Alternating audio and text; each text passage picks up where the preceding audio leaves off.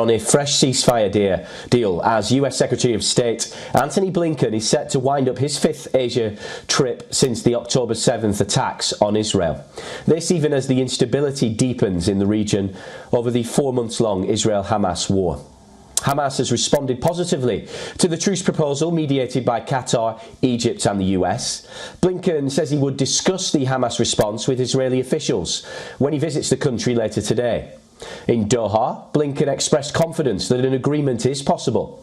He nonetheless added that there's still a lot of work to do. Sources say the truce would last at least 40 days, during which the Hamas militants would free civilians among the remaining hostages they hold. Further phases would follow to hand over soldiers and dead bodies of hostages, and that would be in exchange for the release of Palestinians imprisoned in Israel. The truce would also increase the flow of food and other aid to Gaza. Prime Minister Benjamin Netanyahu has insisted that Israel will not end its Gaza campaign until Hamas is wiped out. But a movement is growing at home which demands more effort from the government to bring the hostages home, even if that means a deal with Hamas. Israel's military said on Tuesday that 31 of the remaining hostages in Gaza had been pronounced dead.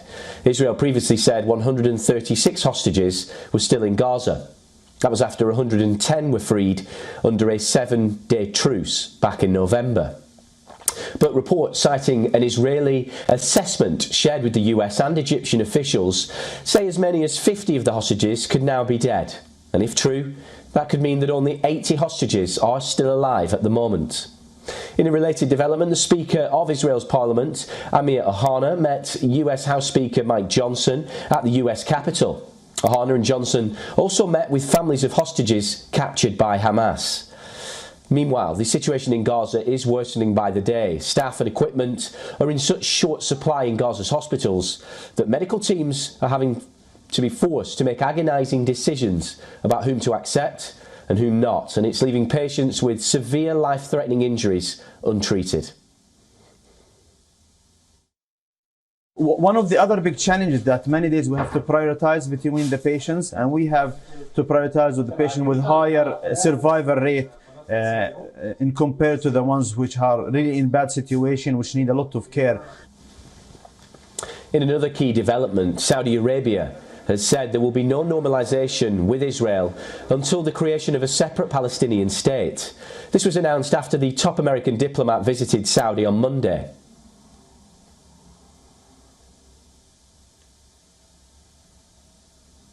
Well, for more on this, we were early joined by our correspondent Jodie Cohen. Jodie, what can you tell us about the latest on Secretary of State Blinken's tour of West Asia and Hamas's response to the US, Egyptian, Qatari proposal?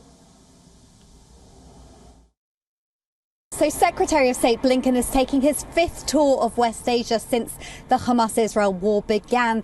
Now, on Monday, he was in Saudi Arabia. On Tuesday, he was in Egypt and Qatar discussing the US-Egypt-Qatar proposal for a hostage release deal and a pause in the fighting. And now Blinken is in Israel before he's travelling to the West Bank. He's seeking an enduring end to the Israel-Hamas war and diplomatic efforts to try to secure the release of the remaining 136 hostages who are still being held captive in Gaza, 6 of whom are American citizens and 31 of whom it's now been announced have been killed.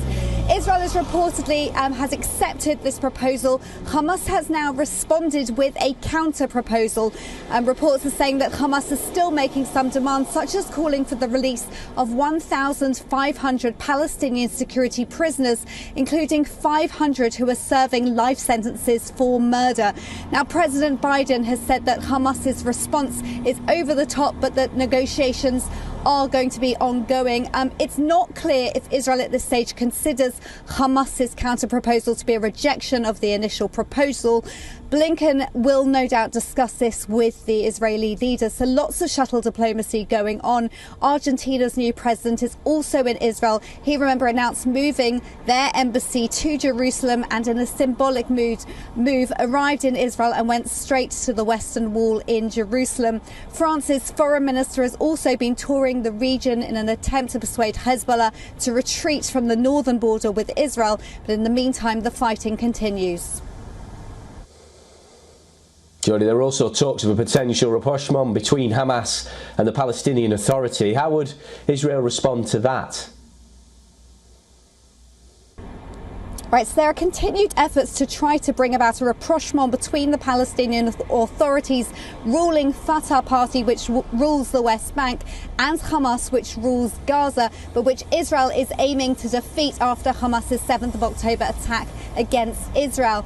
Now, the official Palestinian Authority position is that Hamas is an inseparable part of the Palestinian people, and Palestinian polls show that more than 80% of Palestinians in the West Bank support Hamas's 7th of October attack. Now, from Israel's perspective, that would likely to be that any rapprochement between the Palestinian Authority and Hamas would be seen as a step away from peace, not a step towards peace. Prime Minister Netanyahu has talked about the need for 3 Ds. That's defeat of Hamas, demilitarization of Gaza, and de-radicalization of Palestinian society. And he's pointed to the examples of Germany and Japan after World War II and the Gulf states after 9/11 as successful examples where that's been done. Netanyahu has also indicated that the Palestinian Authority needs to stop funding, teaching and supporting terrorism.